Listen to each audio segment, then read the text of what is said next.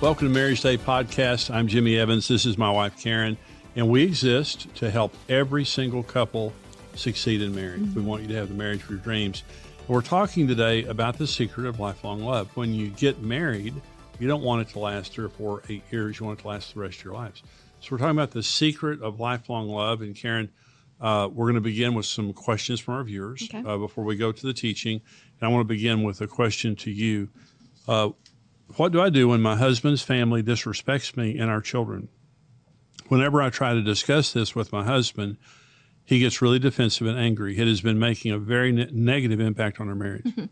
Well, we talk about this a lot in our teachings, that your in-laws, which the other side, cannot come in between your marriage. No. It's just wrong. No. And we like to say that it's the spouse's parents, that spouse is the one that has to be the one that stands up and says the right thing. That's right. That you can't expect your wife to take care of her in-laws. That's just wrong. And and so when we first got married, our parents, both of us were raised in non-Christian homes. Right. So our parents had baggage, we had baggage, and so our upbringing was hard. And so when we got married, as much as we love and respect our parents, they started trying to come in, and I think that's normal. That parents, first of all, probably don't trust that your marriage is going to work. They may not like your spouse, For sure. and so they're going to try to find a way to get in there and try to fix things or be dominant and opinionated. And I think that you just have to start off by saying our marriage is first. Our kids are second. Well, actually, God's first, then marriage, and then our kids, and then family and friends come way down here. Right. But, we made a rule with our kids that we will not intrude on you. And when you want an opinion, I'll give it to you, but I'm not going to give it to you unless you want it. Because we saw what it was doing to us in our marriage, the effect negatively of my parents and your parents. And they were good people, but they were doing things that was putting a lot of tension and a lot of discord in our family. Well, let me go back to the first thing you said. You just can't take on your in-laws. Mm-hmm. It's a no-win proposition. And so this woman here, there's no way that she's going to be able to go to her in-laws and say, "Now, let me just tell you something right now." Now, she could do it, but it's going to start World War III. But the other thing is her husband's not supportive of that. So this husband has got to stand up and to say to his family, "Hey, listen, don't disrespect my wife and don't disrespect my children." Mm-hmm. And then what happens is he and the wife are a unit, a united front, not against his parents, but just saying, "We're drawing a line here. You're not going to cross this line." Now, there is no line. The way she's saying it here, there is no line. Mm-hmm. His parents can come into the relationship. They can disrespect her and the kids without any penalty. Mm-hmm. This is a divorce waiting for a place to happen. Mm-hmm. Okay. Well, it sounds like scripturally it just says, when a man and a woman get married, they become one. Right. And the husband leaves. You the leave family. and cleave. Yeah. You leave. So. Yeah. Well, and he hasn't left. Obviously, there's something going on there. You need to go get counseling. Anyone in this situation here, do everything you can do to get your spouse into counseling, because this is wrong. Mm-hmm. It's anatomically, this is going against the heart of the marriage relationship, and you have to leave to cleave. Mm-hmm. There has to be a distance. You don't disrespect your parents. You don't reject your parents, but you have to put a boundary on that relationship and just say, you don't control our relationship. You don't criticize our relationship. You need to be respectful. Okay? You've got a question. After being married for 5 years, I made the mistake of flirting with another guy by way of text messages. I realized that one of the reasons I fell into this was because I really wanted my husband to show me more affection and encourage me with his words. I know what I did was wrong, and now my husband has been more distant because he doesn't trust me. What can I do about the situation? Well, yeah, that's a big problem. I would recommend counseling. To go, at least for her, mm-hmm. But to go to counseling and get help for yourself. I wouldn't try to crack this nut on your own. I wouldn't try to solve this problem on your own. Your husband is hurt. Now, men are less likely to forgive than their wives, mm-hmm. and so women are more forgiving in these situations. So your husband's hurt. This strikes his ego. He would feel as though that you chose another man over him, so he feels like he's the loser in that situation. So it's the old saying that trust is earned in drops and lost in buckets. So through these text messages and emotional affair, whatever you want to call it, you lost a lot of trust. So you're going to have to earn it back in drops. Now, your husband needs to forgive you, but he's only going to open up to you as you show a difference. And you talk about him being more affectionate and whatever, you also need to meet his needs. Rather than this relationship going into a stalemate, that someone needs to be pursuing the other and you need to be pursuing him. And I really do believe there needs to be some counseling here. What would you say? Well, I was thinking two things. One of the things that, sometimes we forget to mention on the show that's so important is prayer. I mean, the power of prayer in circumstances, I've seen it. I've watched couples totally make a turnaround because we've been praying for them. Yeah. And so start off by prayer. Find friends that will pray. Pray about the situation over and over, asking God to get to his heart, because God can reach this husband's heart. There's no doubt about it. Yeah. And then the other thing is, in circumstances like this, it's, she did wrong, and yes, it needs to be forgiven, but it's that temptation that she took that bait is concerning too. Yeah. That, like you said, she needs counseling too, because, you and I have had this testimony of what happened with me, in our marriage and how bad it was. And, I could have been a million times because you were a jerk. You were, I none of my needs were getting met. Yeah. And, except sex. Yeah. Yeah. Right. And so, he was. And so, but, the thing that I'm trying to say is, I look at that situation and I think, I had to find a way, and I would never have thought about somebody else. But I made that decision way back before. And I think as women, that's what I want to say to any woman listening, is don't ever let your heart go there. That's right. If you're being tempted, find a way, quickly get out of it, because that's why the prayer that we pray every day is, Lord, keep me away from evil and temptations. Right. Because every day you're going to be tempted of something, anger, sex, looking the other way towards somebody else. And so, again, I just think that this can be fixed, but I think it's going to take some counseling and some time. Yeah. And this kind of a situation, the hurt that is created through the unfaithfulness, it's just going to take time. You just can't microwave this thing. But through prayer and through counseling and through pursuing him, that's your best chance. And it can work. I mean, there are tons of relationships that we've known where there has been full-blown adultery, where the marriage was healed, and there were problems on, obviously, the cheater side, but also the other side, and that this can be an opportunity for God to heal the relationship. We're going to go now to the teaching on the secret of lifelong love. We hope. I want to talk to you about a dynamic that's very common in relationships. It's a sprint mentality versus a marathon mentality. When we get married, when we meet each other, we typically are in a sprint mode rather than a marathon mode. Marriage is a marathon. My mom and dad married for 61 years. You can't sprint that long. 70 pounds ago and 50 years ago, I used to run track. And so, when I ran track, the sprinters, you could go quick for a short distance, but the marathoners had a completely different mentality. And so many people today get married in a sprint, and what they find is that everything's passionate, everything's wonderful, everything's incredible right before it crashes. But the marathon mentality says, it's not what we can make happen, it's what we can keep happening. What can we keep happening for 61 years? What can we keep happening for the rest of our lives, rather than what can we make happen for a few months or a few years, while we're falling in love and while we're securing the relationship or something like that, and then the thing falls apart. Marriage is like two rivers that come together. When you're dating, you're like parallel rivers. You're adjoining each other, you're examining each other, you think you know each other, but when you get married, it's like two rivers that come together, and there's the immediate crashing, just the personalities, the different people, the different, desires, whatever you want to say, personas that come together, and there's a lot of turbulence, there's a lot going on. But what happens is the longer you're married, God's way, in the marathon mentality, the more you become one, the more it becomes peaceful, it becomes joyful. And when Karen and I got married, we married in a sprint. And what I mean by sprint is at 16 years old, we started dating, we fell in love. We had this, we fell in love. I mean, we fell head over heels in love with each other. And that lasted for a year or two. And then our sprint, we became exhausted. I began to, be mean to Karen, mistreat her. And after marriage, it was a miracle we got married in the first place. But after, a couple of years of marriage, we thought we'd made a mistake. I mean, and we were out of love. I mean, we were completely out of gas.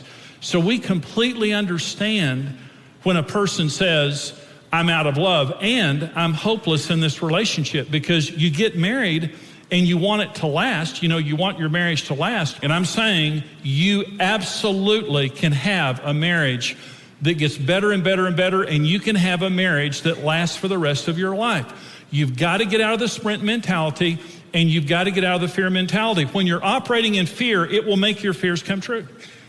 But when you're operating in faith, it will make your dreams come true. And so a lot of people, when Karen and I married, we were full of fear and we had a sprint mentality. And so we almost divorced. I mean, it was by the grace of God that we made it. Now, this is a very, very important question. What is the source of your love? When you say you love someone, what is the source of that? Now, again, most of us have never thought about this, but I want you to think about it. And when you ask a person that's in love, they're married, they're in love, what fuels your passion for your marriage? What fuels your love for your spouse? The typical answers are passion, chemistry. We just have great chemistry. We're soulmates. That's kind of a big phrase today. Sexual attraction. We're best friends. We enjoy being together, all the above or whatever. And so those are the answers. But life happens. Conflict, children, finances, job stress, hurts from our past, temptation and sins, mistakes, failures, hurtful words, taxes, bills, illness, in-laws, the devil, the world. All of that happens to us, and it drains our batteries. I mean, all of that's going to happen. Again, the marathon mentality says we have got to run this race in such a way is that we can endure whatever's coming. The sprinters don't think like that. The sprinters have a completely different mentality. And a lot of people who fail in marriage, they're sprinters who don't have a resource deep enough, a lasting resource to fuel their love long term. Karen and I didn't. When we got married, we got married with the best of intentions, but one day I woke up and I was out of love. I didn't love Karen anymore. And if someone said, do you love your wife? I wouldn't have said it probably, I would have pretended. But I didn't love Karen anymore. I thought I'd made a mistake. She was the enemy. Karen was my enemy. And here was the thought in my mind. If she would change, our marriage would be healed. If she would change, our marriage would be so much better and our marriage would be healed. And a lot of people, a lot of you watching right now, wherever you're watching, is you have that thought in your mind. I can just tell you, I was wrong. I had a sprinter's mentality. I had a fear-based mentality. I was deceived. And I absolutely believed that I had married the wrong woman. I had made a mistake. And now I was stuck in a bad marriage. And so let me tell you the two wrong sources of love. And these are the two most common sources of love. So I'm asking you, what is your source of love? If you're going to make it in marriage, if you're going to make it for the next 61 years, like my mom and dad, you're going to make it for another 40 or 50 years, okay? What is your source of love? Here's the most common source of love for people who get married. My spouse. My spouse is my source of love. You make me feel good. I like the way that I feel when I'm around you. You fill up my love tank. I'm looking for love. I'm looking for acceptance. I'm looking for a soulmate. I'm looking for a best friend. And being around you makes me feel this feeling. So Karen was my source of love. And what that means is I can't love you more than you're loving me. Now, I tell the story about when I played golf. I golfed all the time. I worked all the time. And it almost ruined our marriage. And the night that our marriage was healed, I gave up golf. But let me tell you about why I played golf. Let me tell you about just my emotional disposition at that time. I got saved a week before we got married, so I was a Christian. But I didn't know how to trust in God. I didn't know that. So Karen was my source of love. I wanted Karen to meet my needs. And so when we got married, she couldn't. Because only God can meet your deepest needs. See, people can't meet your deepest needs, only God can. And when you don't trust God to meet your deepest needs, you automatically transfer the expectation of that on your spouse, and your marriage is set up for failure. It's a codependent relationship. In other words, your source is just simply the wrong source. It's not God, it's your spouse. So my source was Karen. Well, I need acceptance. That's one of the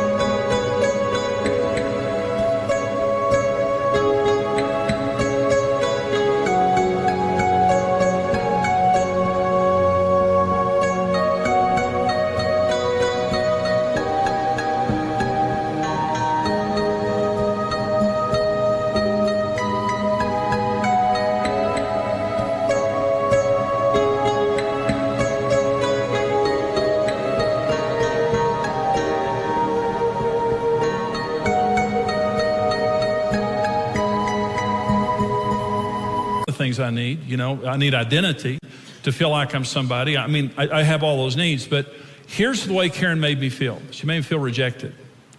Because love is our greatest need, rejection is our greatest wound and our greatest fear. My greatest need is love, true love.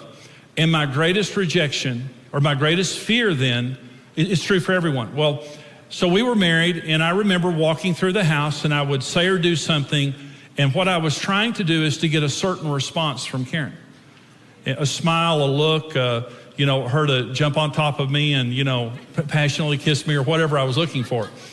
Well, it didn't happen. And it made me feel rejected. Now, I'm not the kind, most men are not this way. I'm not the kind of a person that when I feel rejected, I say, I feel so rejected.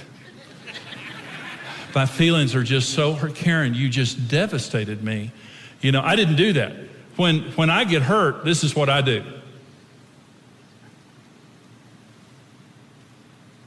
I set my jaw. I always tell them I'm getting upset because my jaw goes out. So I do. So Karen, I would be walking through the house and I would say, hey Karen, how are you? And she'd kind of, you know, ignore me or walk off. She wasn't being bad. There's nothing wrong with her. And I would think to myself, she doesn't think I'm attractive. She didn't like me. I don't know what I did, but and I felt rejected. And I'd go get my golf clubs and go golfing. Because on the golf course, I didn't feel that way. I didn't feel that way with my friends. But when I came home, I was so raw with the feeling of rejection. Okay. Well, so Karen was my source. She made me, there's nothing wrong with her, but because she became my source, I could only love her as much as she was loving me. I felt disappointment, I felt frustration. She got pregnant, life happened, job stress, all the kind of things that began to happen that puts pressure on both of you, regardless of how hard you're trying. And so finally, you know, I just turned my heart away from her. This is what I did. Because she was my source, I turned my heart away from her, and then I became angry and verbally hostile toward her. I punished her. My way of trying to change her was very ungodly, as I began to be verbally aggressive toward her and beat her down verbally, and that led us to the brink of divorce. What is your source of love? It cannot be my spouse. If they're the best person on the planet, they cannot be my source of love. I hope you feel passion. I hope you have good chemistry. I hope you're sexually attracted to each other. I hope you're soulmates and all that. It's not enough. It cannot, it's enough for a sprint.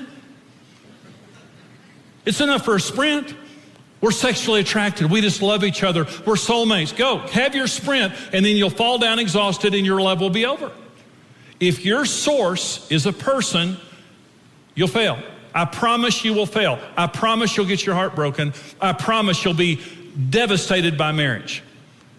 If you trust in yourself, you think too highly of yourself. I just can't do it. I cannot love with that kind of love. Well, what's the answer? God. The only source that can fuel a lifetime of love is the person who perfectly, permanently, and powerfully loves my wife and myself. So when I wake up in the morning, here's what I do. This is Karen and me. When I woke up this morning, this is what I did. When she woke up this morning, this is what she did. And we do it every day. This is our marriage. I sit before the Lord, and when I pray, and here's what I say: God, I can't love Karen today. I can't love Karen today without you. I can't. And I know life is going to happen. I know that we're going to have conversations, issues. I'm going to walk through the house, and I'm going to want her to smile at me and tell me what a hunk I am and jump on top of me, and it's not going to happen. And when that happens, I need the grace not to call her something bad. I need the grace not to take it personally. I always took it so personally. And Karen was just walking through the house thinking about 1,000 things, and she'd give me a look. Well, she was stressed out about all the things she had to do, but I took that personally. Lord, I need you to fill me with your love, with your joy, with your peace, with your patience, kindness, goodness, faithfulness, gentleness, and self-control. I need your strength inside of me today with Karen and every other person that I come in contact with.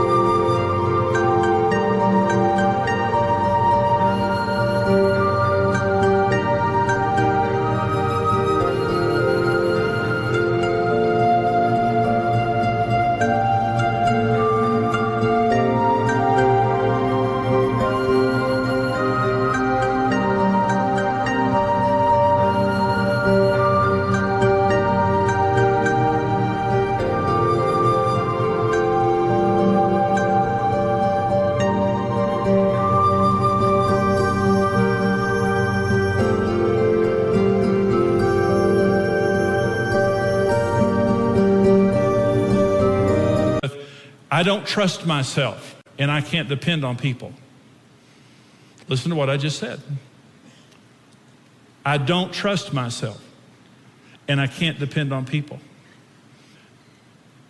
When I began to turn to God and trust in Him, and what I mean by that is it has to be a relationship. It has to be real. When I say depending on God, I'm not talking about an ethereal thing or just saying it. I'm talking about when you're hurt, when you're mad, when you're empty, when you're frustrated, when you feel lonely, when all those things, you turn to God. You don't turn on your spouse. You don't turn to something else. You turn to God and you trust Him with that need in your life. Well, I turned to God. When my life changed, when our marriage changed, I turned to God. Let me say, our 4 deepest needs are acceptance, identity, security, and purpose. And acceptance means to be really loved constantly, perfectly, for who I really am, and not to have to perform for it. I don't want to have to perform for it. Okay. When I began to experience God's love, I no longer felt rejected when Karen didn't give me the response I needed. And this was the most dramatic change that I saw in our relationship. I would be walking, it's true today, it's true in our relationship today, because Karen's a wonderful wife, but she's a person, just like me. I'm a human being. And when Karen responds to me in a certain way, this began to happen as soon as I began to turn to God, and I released Karen from the expectation of being my source. And I didn't trust myself anymore because I saw what I was capable of. The meanness and the pettiness that I was capable of. And when I began to turn to God, I remember the first time that Karen made a response to me that before would have made me feel rejected. And she made this response toward me. And I remember thinking, she's having a bad day, but there's nothing wrong with me.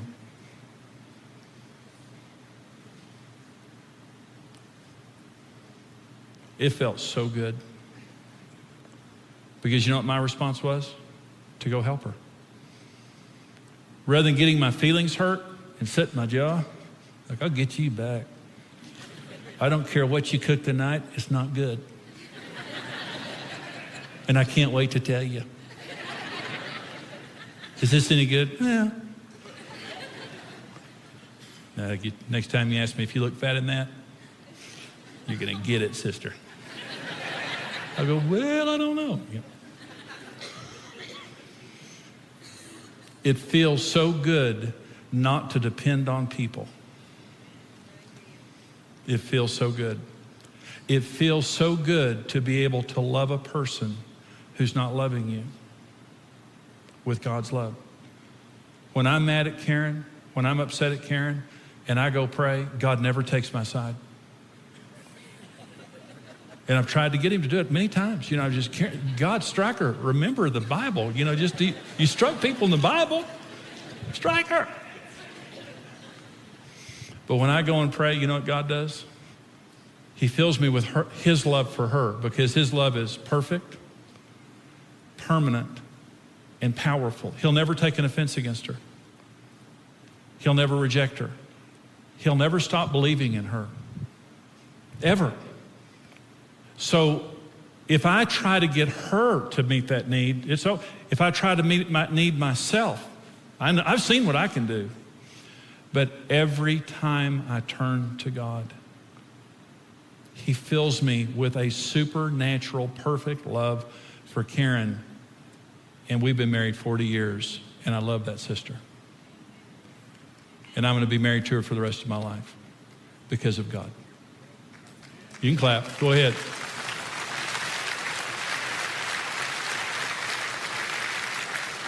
And I know good and well that a lot of you have had your heart broken. And like me. You've had your heart broken. You've been through difficult relationship after difficult relationship. And for some of you, as I'm sitting here talking, there's a light bulb that came on and said, I've just been trusting in people.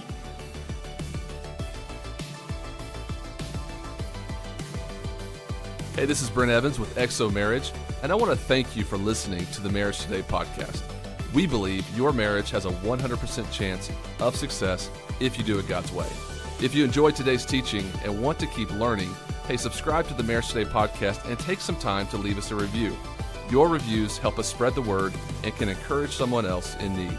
For more great marriage content, check out xomarriage.com, where you can see all of our marriage building resources, articles, and live events.